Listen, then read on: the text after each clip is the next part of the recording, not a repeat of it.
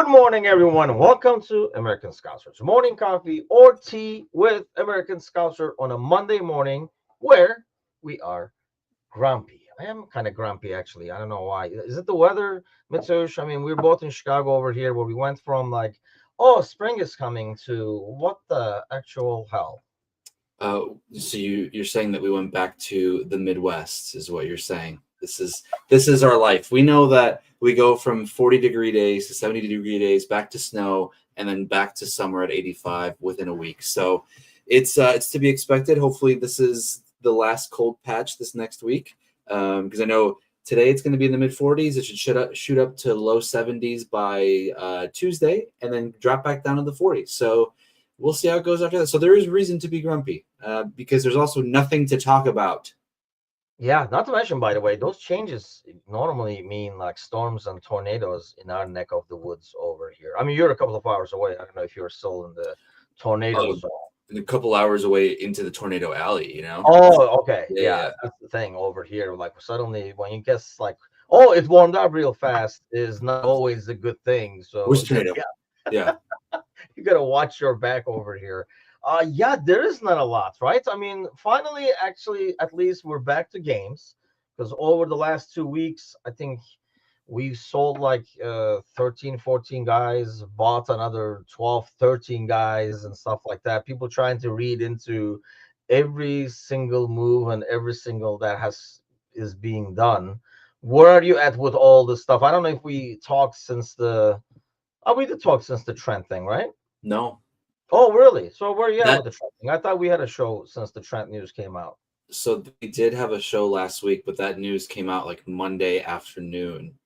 And so that was Once he saw our show, like yeah, it's like I can't do this anymore. Fuck this. Shoot. I can't do it. I can't do it. It's a morning show. I can't do it. I have to be myself, I have to do this.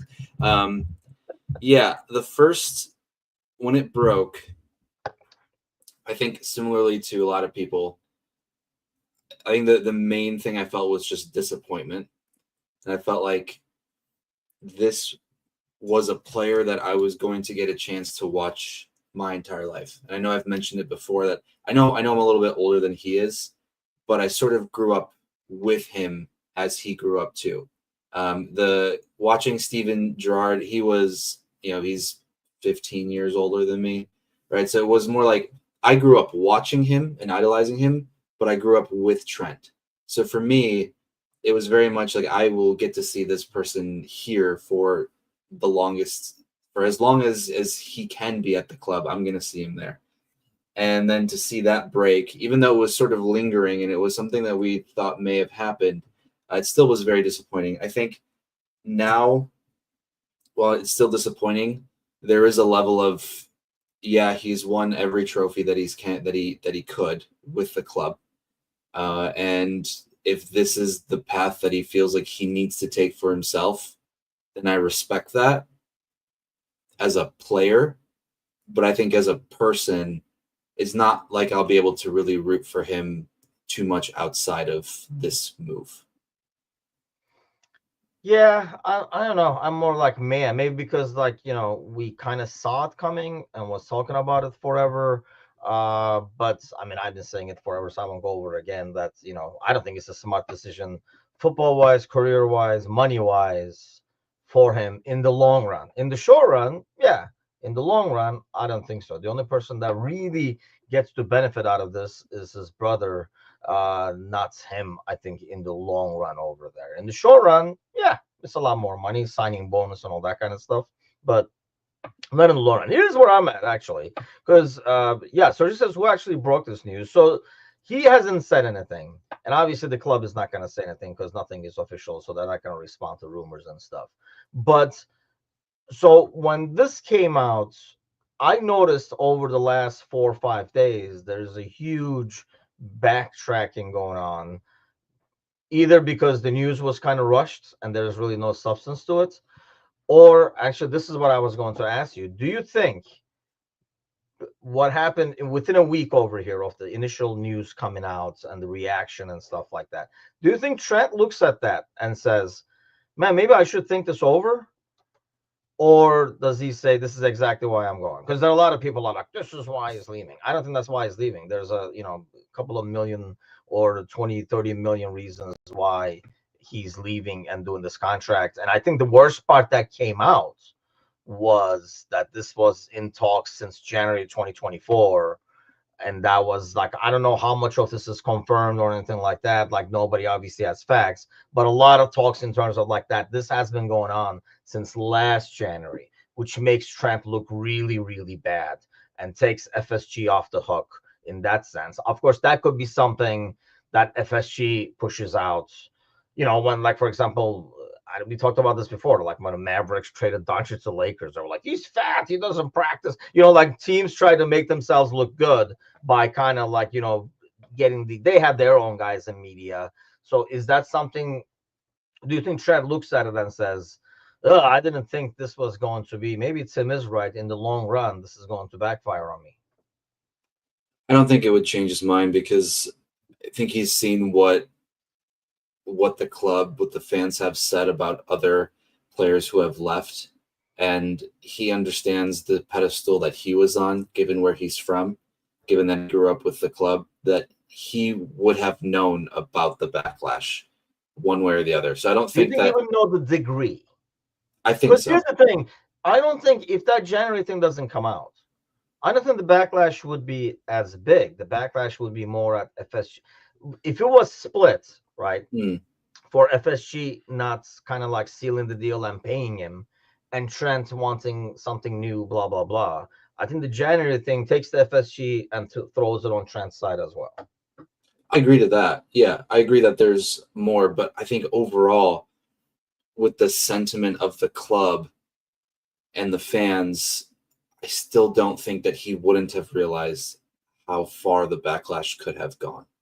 And I think, especially in, let's just hypothetically say he does go, right? In 20 years' time, when we look back, we're not going to, even if it was halfway down the middle, we're not going to end up talking about, oh, FSG didn't want to pay. We're just going to talk about Trent leaving because that's what he wanted to do. I think that's fair, but by then, we might not care about FSG, or like people might not care about slamming FSG as much. But that's Whereas, what I'm saying. But it's going to be about Trent forever. We're going to forget about the FSG part of the equation, yeah, right? but the realization of that now is different than realization of that.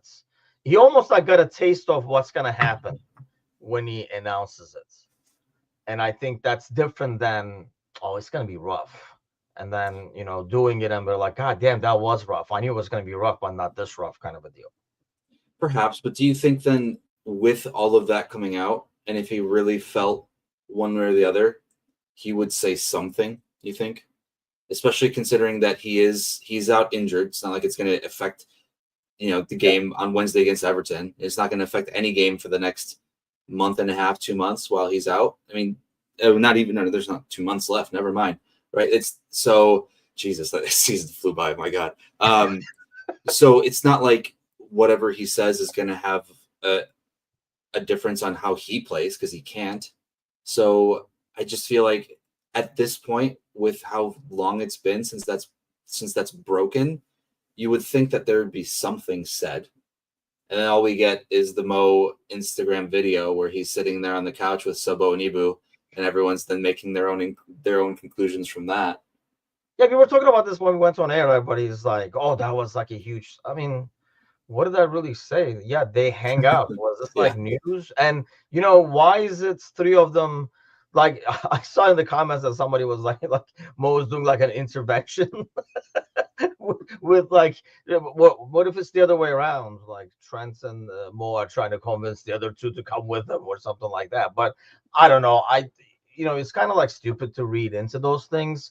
So as he says, it's a hard call for him. Fans are comparing Van Dijk and Mo with him, but they have each played for. Yeah, Trent has only known Liverpool. I think that's what makes Liverpool fans from Liverpool more angry. I almost feel like, it's a lot more likely for a guy like me over here to be indifferent and be more maybe look at the game aspect, the match, the tactical aspect of it, and be like, whatever, not as big of a loss as the other two, blah blah blah. But I don't think a lot of like the local fans from Liverpool, that Trent will care more about because he's from Liverpool. I think their reaction is a lot harsher than perhaps you and me, because we're not making that part of the connection. We're just more looking at the general picture of things. We're not looking at it a whole lot different than how we evaluate the Coutinho scenario. I realize they're different scenarios, but looking at it from outside, whereas people from Liverpool, they have like a different connection to the entire story than we do. Absolutely, yeah. I think, I mean, the only downside there is that, Coutinho signed a contract so that we could sell him at least for some sort of money, right? So even that, he did do more than he necessarily was entitled to do. Not saying that Trent has to sign a contract so that we sell him so that we get some sort of money. But it wouldn't hurt. It wouldn't hurt to get something for him. Even though, you can argue that what he's provided over the years in trophies, in the memories, is worth more than the 25 or 30 million that someone would pay, because I think that was around the figure that Real Madrid was looking at, was about 25, 30, but if it was free, obviously it was much better. So I do think I think disappointing is just the only word I can think of when it reaches that city and the people in that city, because they see themselves in him, right? They Yeah. A lot of times when you grow up a fan of a specific club and you think to yourself, if I was good enough to play, I would only ever want to play for that club. I would never want to play for anyone else. And so they're projecting those feelings onto Trent. Even though that he is this generational talent that has the ability to play anywhere he wants, arguably. And people can argue that Real Madrid's a better club, a more historic club, whatever you want to argue.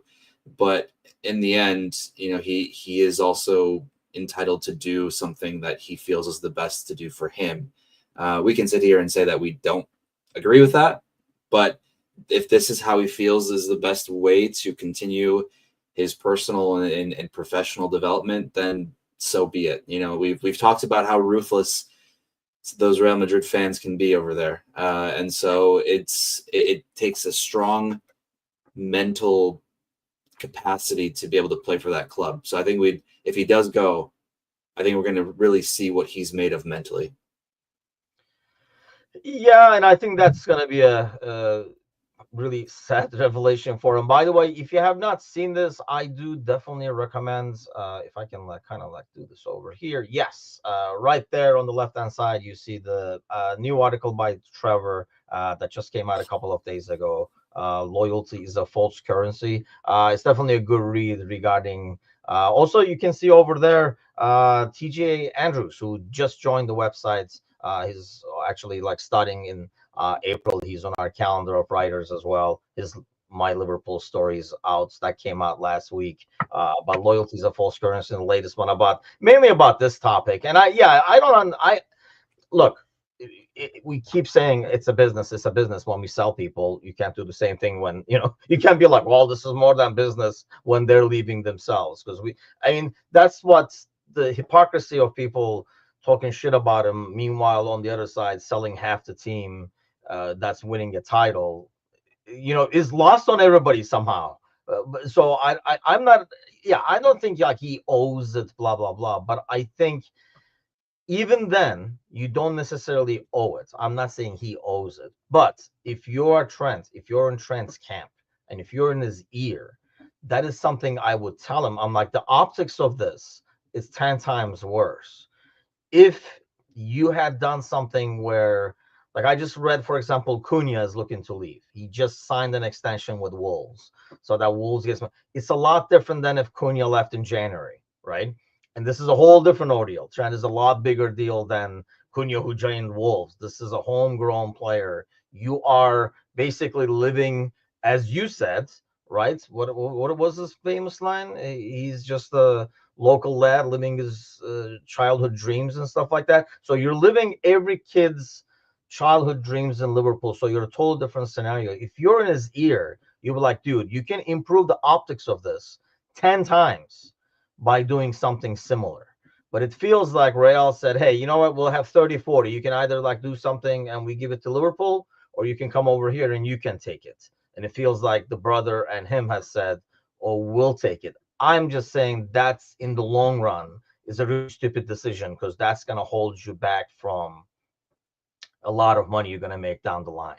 Because you're going to be Owens, McManaman. You're not going to be, you know, um, Gerrard or Carragher, and that's a huge money difference that you're going to make in your career moving forward.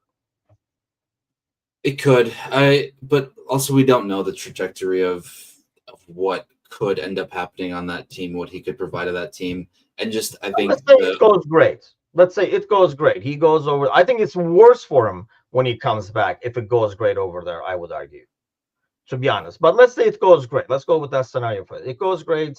He wins 2 Champions League, 3 La Ligas, and then he's done. Let's say. Well, I'm saying then that financially, I think that if it goes well, then I think he does better than if he stays here. So I think that's one of the things you're saying is that you don't think it's a better move in the long run financially for him, right? Yeah, I'm saying basically within the next 5 to 6 years, yes, Real is a lot more lucrative, probably a lot better deal. But he's a really, really young guy. From being 35 to 80, not doing this is a lot better decision. And you're going to make a lot more in those 55, 45 years than you would in the next 5 years.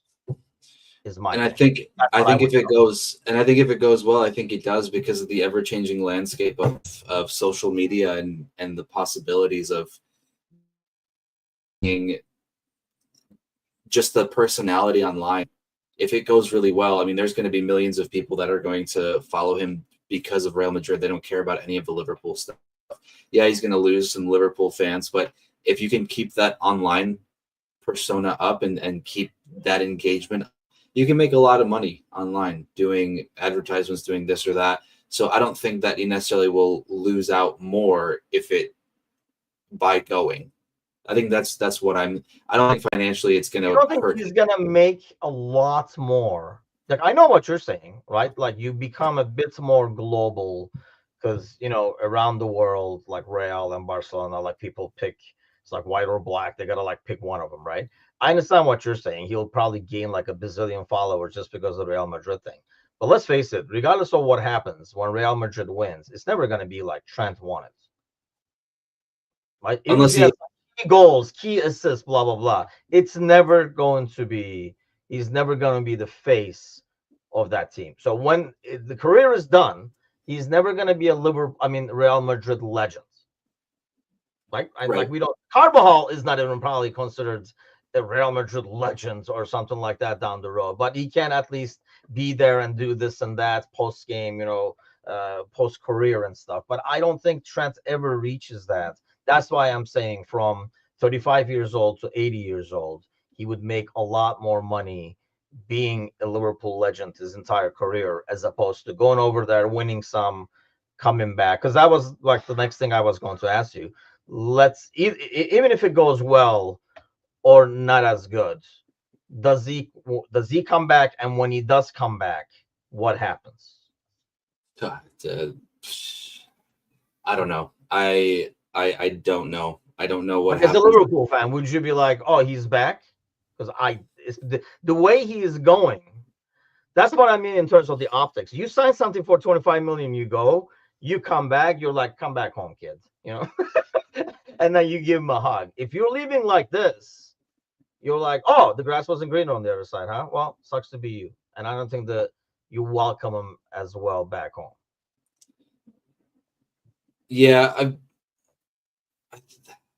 I don't disagree with either of those points. I just don't know where my head is at on one of those two sides of the fences, because I really don't know how this experiment will go and how I will then feel if he were to come back. It's hard for me to say. I think because of my feelings with what I said earlier about Trent and kind of growing up with him, I would welcome him back, but it wouldn't be a, "Hey, come here, come in for a hug, welcome back." It's like a, "Hey, yeah, good to see you. Your room is still upstairs." Like, yeah, you you know the coffee maker still is, right? We haven't changed the bar.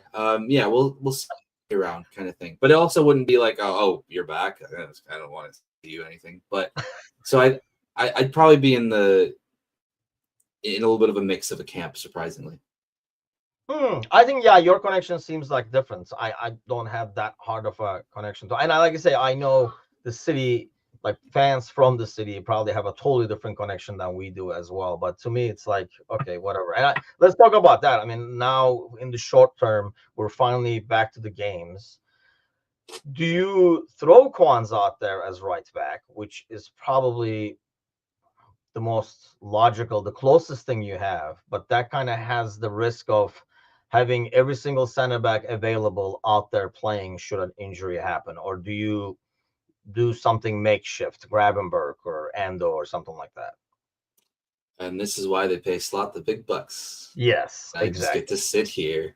I don't think it's necessarily a great idea to throw all three of your healthy center backs out because, like you said, anything happens to one of them, and then you're out of a right back and a center back. So I wouldn't be surprised if we see a sort of makeshift three at the back with almost two. I don't want to call it a 5-3-2 situation, but almost where you have more help from the wings.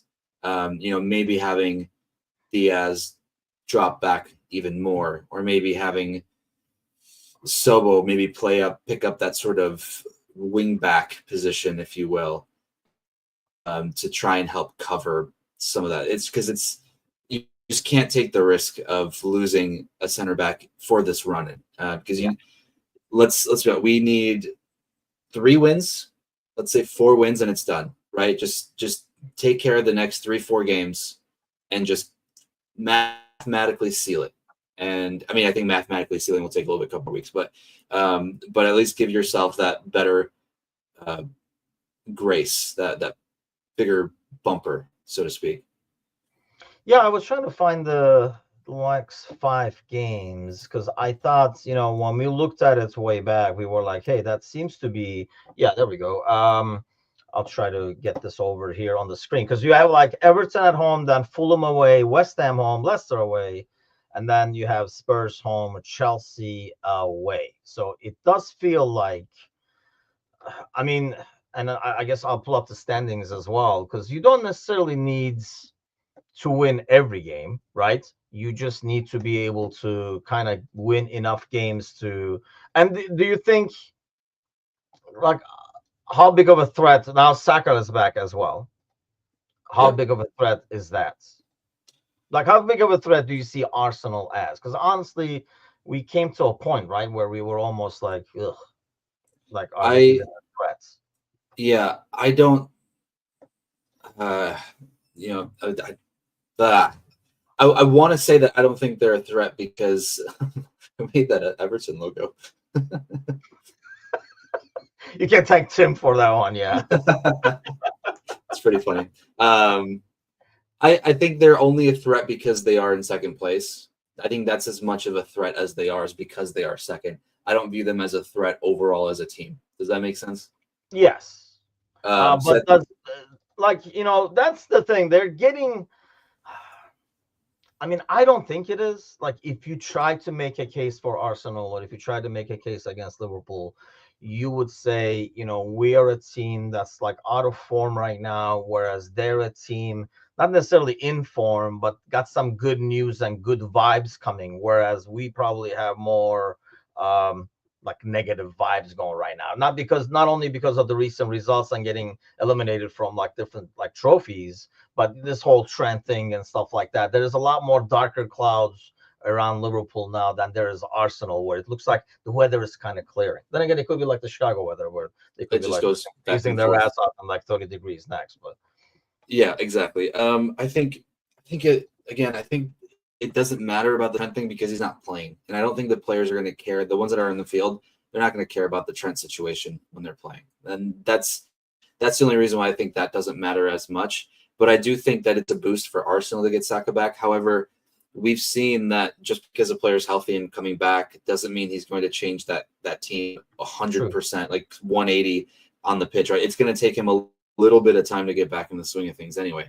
So, yeah, I think, on that graphic that you shared, if we come away with 12 to 14 points out of those 6, it's done.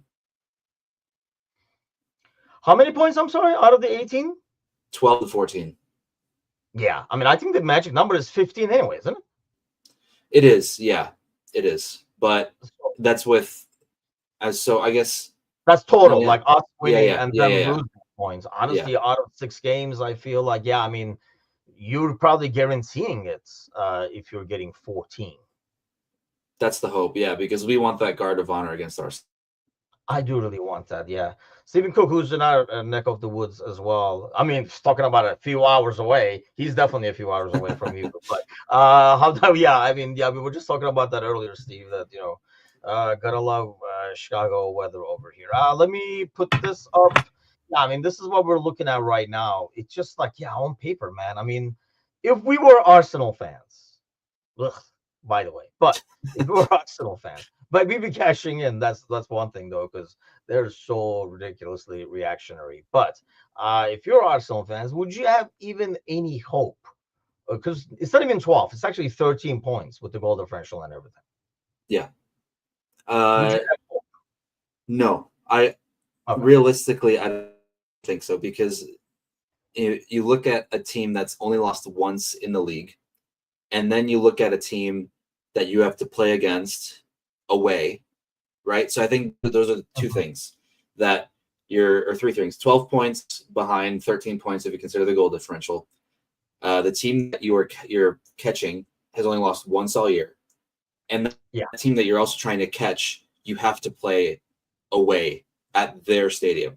So I think all those 3 things considered, if this was 11 points and we had a game to go to Arsenal, I think they'd have actually like some realistic hope, because then I think there's that little bit creep of a doubt there where all it takes is 2 results to go a certain way, and then you beat them at home, or let's say Arsenal beats Liverpool at home, and then you make it, you take it to the last week, because then it's only a 2-point gap, right? Yeah. So, but I think because it's on the other side of the 12 points with the goal differential, and you have the away game instead of the home game, it's tough to realistically look at this as a possibility.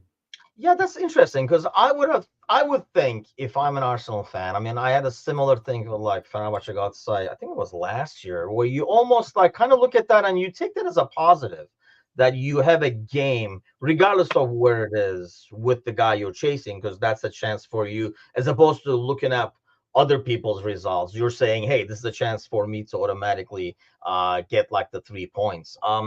So she says, if Arsenal drop points today, and then we went, you're in the future, man. So yeah, I think Arsenal plays tomorrow and we play Wednesday. Cersei is way ahead of the now. That's he's not fasting. Fasting is over, I believe, right? I know this is like E right now, but Lee is with us. What's going on, Lee? But I know what he's saying. Arsenal play Fulham at home, who just had a really disappointing FA Cup game. But I did watch the highlights. It looks like Fulham could have put a couple away early, but they leave the door open, and then Palace is in good form right there. Yeah, I am too. It's going to be interesting. But going back to Cersei's question, yeah, I mean, when do we consider the league is done? Because then you're going to, I mean, then you're done, right? It's freaking 9 points. If the magic number becomes 9.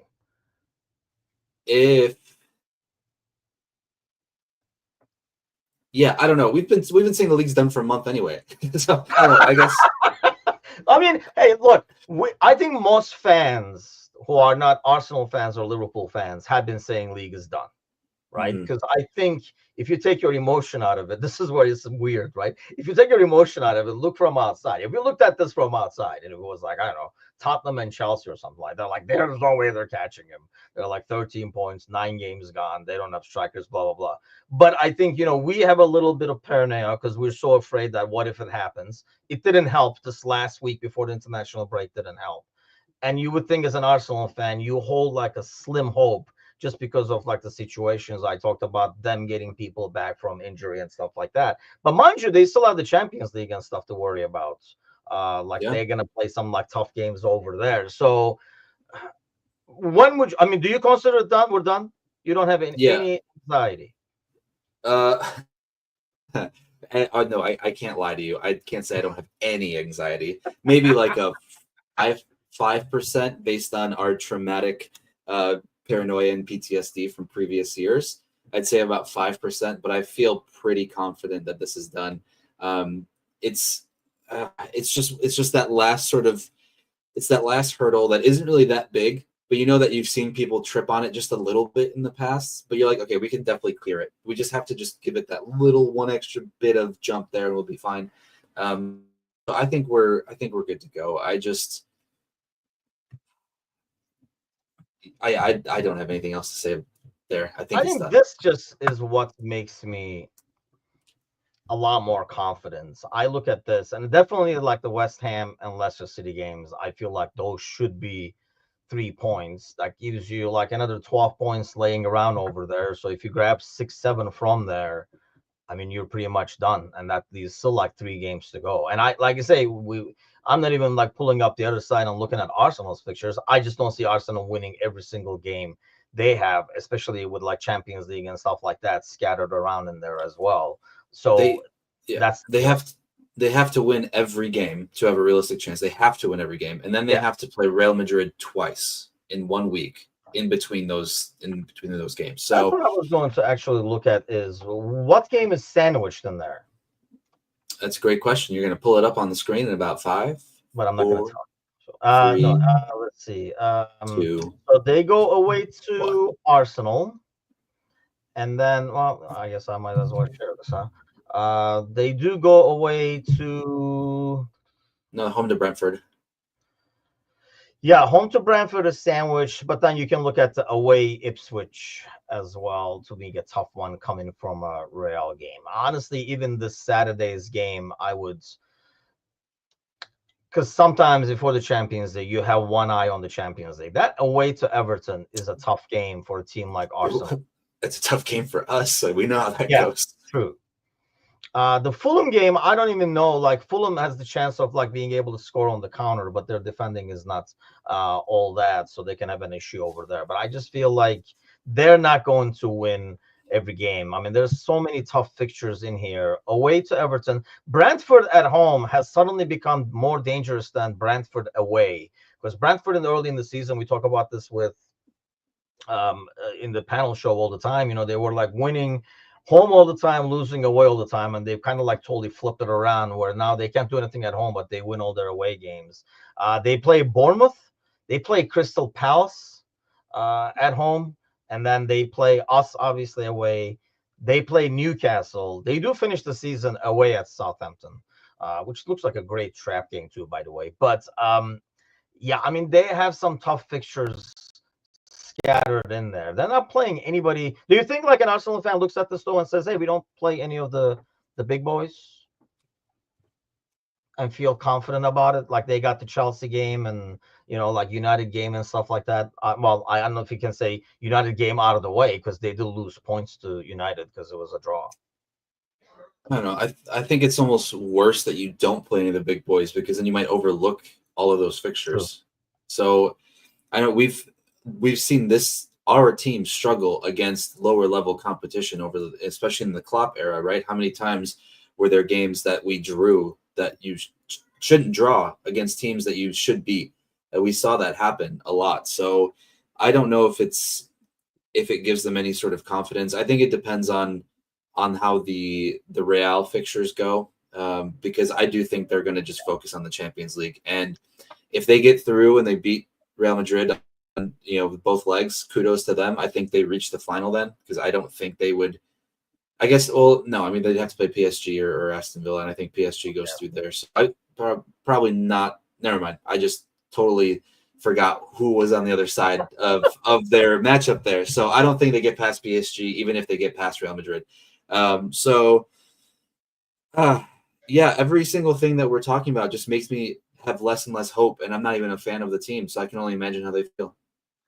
Yeah, true. I mean, here's the thing, like Steve says, they can't score, they'll draw at least like two of the remaining games. I think when you look at games like Everton, Arsenal, Brentford, Arsenal, Crystal Palace, they're all teams that, they're going to close up and then they can really be effective on the counter. And that's what they love doing. And we saw what happened with West Ham, like when teams do that against them. I think they would maybe rather play a More Spurs open. or a Yeah. Chelsea, as opposed to playing teams like this that kind of goes against their.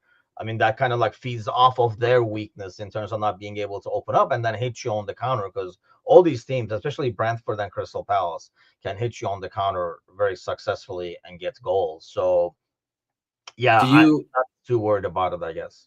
Let me ask you a question because I'm looking at the table.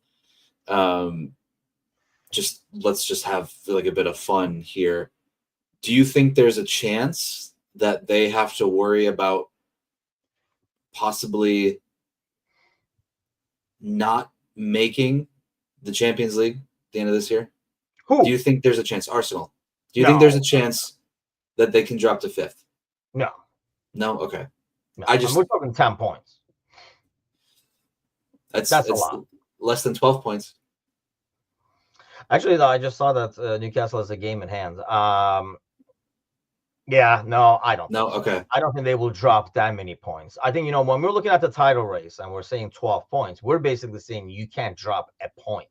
Whereas in the other one, now we're saying you're only going to be able to drop, 10 points. So that's a totally different conversation we're having, right? Like, because if they're going to win the title, they can't afford to lose any points. Whereas to keep a 10-point lead, they can drop stuff here and there and take a game off for Champions League or whatever and still be there.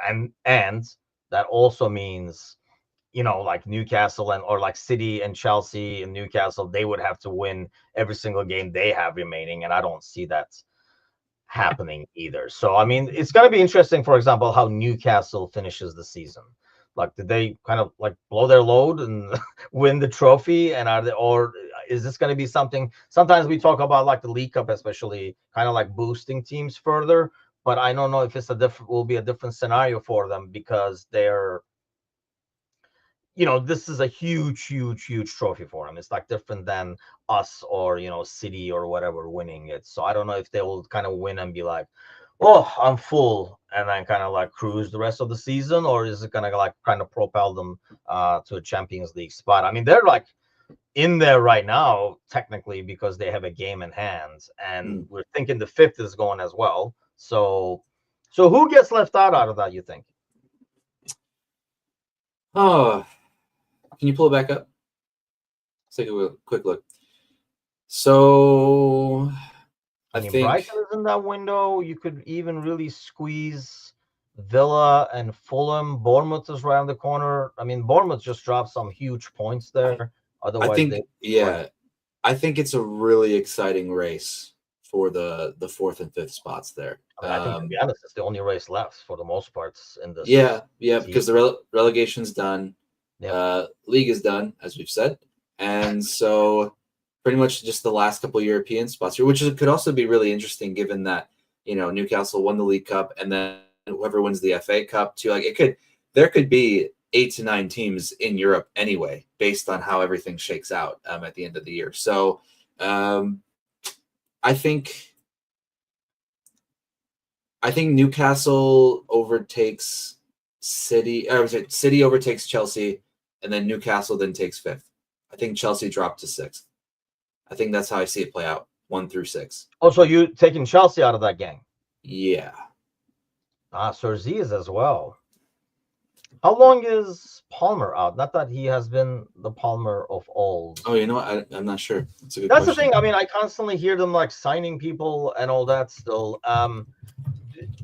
Real quick question over here.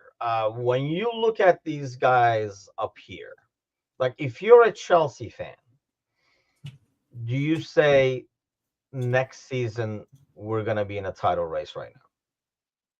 I assume not, since you just bumped them down. But out of like these teams, like, I mean, Arsenal, you would think they would say, hey, we sign a striker and we don't have injuries. We're a title chasing team, which is, which is fair, right? But when you look at those standings and you look at Forest, Chelsea, City, Newcastle, how many of these teams, when we look at it next year, end of March, they'll be right about here or even higher? I don't think Forest is there. I think this Okay. is kind of one of those feel good years where things go your way, and then we kind of get back grounded to reality. Because not to say there isn't talent around that club, because there obviously is, but I do think that they've been overperforming for the year, and I think that they'll fight for 8th through 5th, but I don't think they're going to be title contenders. I do think Chelsea look at this and go, yeah, there's a chance there for us to be in the conversation, because I think they like where Maresca is going. They have the pieces and they have the money to add another piece or two, depending on where they want to add it. So I think they will be considered part of the conversation. Do I want to put them part of the conversation? I don't think so yet, but I think they will consider themselves part of the title conversation. I don't know. Like, I feel like that's a team that started the season really hot, and we called them, like, Cole Palmer FC, because he was kind of carrying the load. And I think it was a team, maybe because they're young, and this could be a good season for them in that sense. But to me, it feels like it's a team that started the season really hot because they had no pressure, like playing with house money. But then once the pressure started building because of the early success, they just freaking crumbled. And I don't know. I mean, Palmer's form dropped. Maybe Yeah. Palmer crumbled. But either way, like, the team kind of like crumbled under that pressure to the point where, like, you're projecting to fall out. Like, you're kind of saying it's going to go only downhill from here. So that says a But lot to me. I don't know if you would have a lot of hope for next part season. of that though is, I think, because of the form of the other club is going to be better, right? It's not necessarily that I think they're going to drop as much as the other teams are going to do better than they will. And That's I think fair. part of succeeding is understanding where you failed. And I think they look back on this year, they recognize the holes that they need to fill, and they build upon that. So I think because of their resources, I have to consider that they have a chance. They want to be part of that conversation because it's Chelsea. They've got the money. They have the players. They now have the manager that they believe in. I think. I mean, we've said that before, and then randomly, We said the we same see thing about this time with Pochettino last we year, right? did, yeah, Turning it around next we year. did, yeah, we did. So who knows? But I think it's more so that their form is just going to be a little bit worse than the other, and it's too tight to let your form dip just a little bit below the team behind you. Yeah, I just don't know. Like, I don't know if you look at the standings and we're like, we're only 21 points off. We should be able to make it up next season. We should be up there, kind of thing. Because, I mean, everybody's saying, the theme is, oh, Liverpool. It's not that Liverpool is having a great year. But when you look at the standings, they've only lost once. But, nobody's saying Liverpool is having great year. Everybody's saying everyone else is having a down year. So when you look at the standings now, so you're not saying, well, Liverpool's not going to be way up there. You're saying there'll be more teams up there. So you're definitely 20 points off the pace. I just don't like. So you would have basically, they have lost 7 games, if you look at the standings, that we have won. I don't know if you flip around 7 games that easy in a season. I mean, not that you believe it either, but I'm just saying, if I'm a Chelsea fan, I'm like, we're probably still like 2 seasons away if we keep improving, kind of a deal. It might change if they get the Champions League spot this season, because they might consider that as that's the step. Now we get a challenge for the title, kind of a thing. Hassan says, out of remaining 27 points, we need 16, and they need all of them. League title is ours. I like the optimism. I think so too. I think this is just built some paranoia that we're probably the only ones, Liverpool fans are the only ones discussing, like, did we win this yet? Is it guaranteed yet? Because I think everybody else has moved on to the transfer season and where they're going to end up and stuff like that. Like, when Which you is a watch other shame. channels. Which What is was such that? a shame. It's such a shame that that's where the conversation is now, because we should really just be celebrating the year and the league. That's the biggest trophy every year. I know, depending on, let's say, if we win the league this year, next year maybe the biggest trophy is the Champions League because we just won the league title, so we can have that conversation. But this is the biggest trophy every year, and the fact that we can't even enjoy it because we have to talk about nonsense at this point in the season, Yeah. It's just it sucks, and it should feel better than it feels. And I know for some people it does feel good, and they're not bothering with the conversations about who's staying, who's going, whatever. But we really should be so excited and just be on cloud nine with being able to win a league title, especially after talking about how long it might take for us to be in this position after Klopp leaves. We talked Yeah. about it taking years. It's taken 7 months.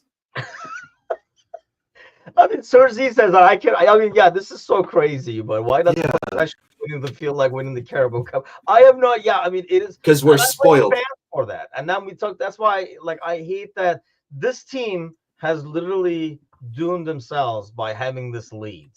Because if we were only up, I'm in a couple of WhatsApp chats with channels like us and stuff like that, and these guys, some of these guys, I shouldn't say everybody, but some of these guys are already selling half the team, buying like 18 other players and all that.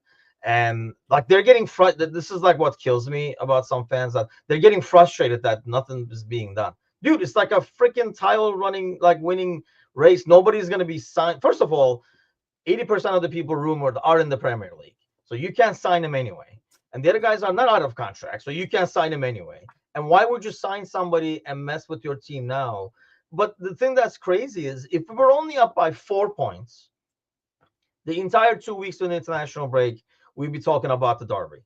Like, who's going to start? What are we going to do here? Blah, blah, blah, and stuff like that. But because we're up by 12 points and potentially 13 with the goal difference, we're just like instead selling the team. So this team basically has done themselves a disservice by opening up such a big lead. So now everybody is selling half the team because we're just not happy with what we have right now. And I understand, like, looking ahead, we've looked ahead, but it's more like I think we're looking ahead to see who's going to be gone. And, yeah, it's one thing to say you can improve here, but just totally, yeah, I think to those people, we won the league already, but they don't even get to celebrate it. They just move on to the next thing.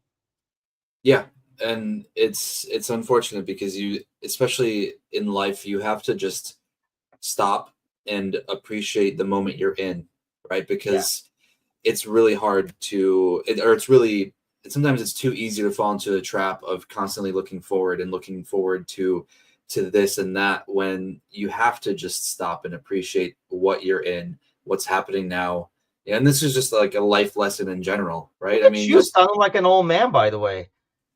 Hey, the Polish prince no longer. I think I don't know what it changes to, but you gotta stop and take a few breaths, appreciate what's going on now, and worry about the rest in the summer. When you're outside and enjoying summer. Something, I'm telling you, we watched John from being a kid to a man, working and can make shows and stuff, and we watched you going from a prince to a king, like the evolution. It's been something. It's been something. I mean, you have your own palace now and everything. Well, you haven't moved in yet, waiting for the old king to move out. Yeah. He's gonna leave the crown though, so as soon as I get the keys, I'm putting that crown on, and I'm not taking that bitch off. The league is always the goal. Yeah, I mean, when this freaking like season started, that's all we wanted, and it was like a pipe dream, right? And now it's here, it's almost here, and we're kind of getting nervous. I mean, before we go though, like, give me a prediction for Wednesday. 2-2. 2-2. Not that optimistic, huh? After all this. Well, because when I was looking at those 6 games, I said between 12 to 14 points. In my head, we draw against Everton. And draw against Everton, they beat Fulham, West Ham, Leicester, and then a draw between Spurs or Chelsea. Not sure which one. So I think I don't want to be over confident and over optimistic, because I think Everton's just a tough fixture. We know that. Yeah. And as much as I want to come out from this international break and just smack them 4-0, I think if I say 2-2, it'll make everything else feel better, unless we lose, obviously. So what's the feeling you have right now? Because I'm kind of torn, and I think Steve or Cersei was saying it earlier. Do you think they come back all refreshed and totally back to, okay, we got a final run now, one trophy to focus on? Or is it still a team kind of going through the motions, especially chasing a title that's half won? Might be a little bit of both, kind of how things go.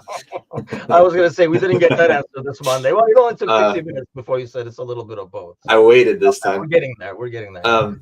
But because the problem is that a lot of players that needed rest, they played over the break, so it's not like they got a rest necessarily. Yeah, but I mean, the last guys played what, Monday? I mean, right? When was the last games? I mean, I know like Turkey played Sunday, so I think the A few last days game was ago, Monday yeah, or but it's minutes are still minutes. I don't know. And you think about how some of these guys play for their national teams. Like Sobo plays everywhere for the entire game. Lucho doesn't stop running. McAllister runs all over the pitch for Argentina. Yeah. So I think it's just one of those things that even though it didn't end as late before this game, there's still miles that are put under those legs. And so I just think there might be a little bit of a hiccup coming back in the first 10, 15 minutes. We might see a little bit of that rust. Yeah, I do worry about the initial rust. Steven says true. Yeah, I forgot about this actually. Let me ask you that. The last game and the way it ended and everything that happened there, does it have any carryover to this one, or has it been too long? We know Slut can hold a grudge with the Forest thing. Yeah, only against Forest though. No, I think we're beyond that. I think I don't know. I would hope that it's kind of in the rear view. But things in the rear view mirror are closer than they may appear. So maybe it's back there, but it's still on the mind a little bit. A little bit of both. Be a little bit of both. I think it'll be telling what kind of lineup or rotation we might see, especially given the center back, right back situation right now. Yeah. We'll see how that goes. We'll see who he trusts in the front line. We'll see if some guys get more of an opportunity. I don't know. So I'm just curious to see how we line up against Everton. I think that'll be very telling for the next 3-4 weeks. Yeah, I think it's interesting because I maybe it's wishful thinking, but I do hope they kind of have that game. They have this. Okay, we got one trophy. Let's get our shit together, like Steve was saying earlier, and like really go at it. It helps that it's an Everton game in terms of getting the crowds in it as well. It's not like they need to warm up; they will be all like hyped up for this game. So yeah, let's hope for like a win. I'm sure the boys will talk about it tonight. I will not be there, but Gally and Bickler should be on, and I'm sure they'll talk a lot about this as well as we get ready. 2 days away. Finally, Premier League is back, for freaking God's sakes. And then we'll be back. No Wednesday morning show. Actually, no other morning shows this week. But we'll hopefully should be here for like the pre and post for like the Everton game. So check out the social media for that. It's Monday, so who's getting groomed at the? Yeah, I knew because of the hats that it is automatically. So that kind of I have a routine. God, I need to change it up. That was a sign. That was a sign. But hey, thanks a lot for joining us, everybody. Hit the thumbs up and all that kind of stuff. And do share with anybody and everybody. Grab a friend by the ear and bring their butt over here. But we'll be back tonight, 7 o'clock Central, 8 o'clock Eastern. Do tune in for that. Our live Monday night podcast.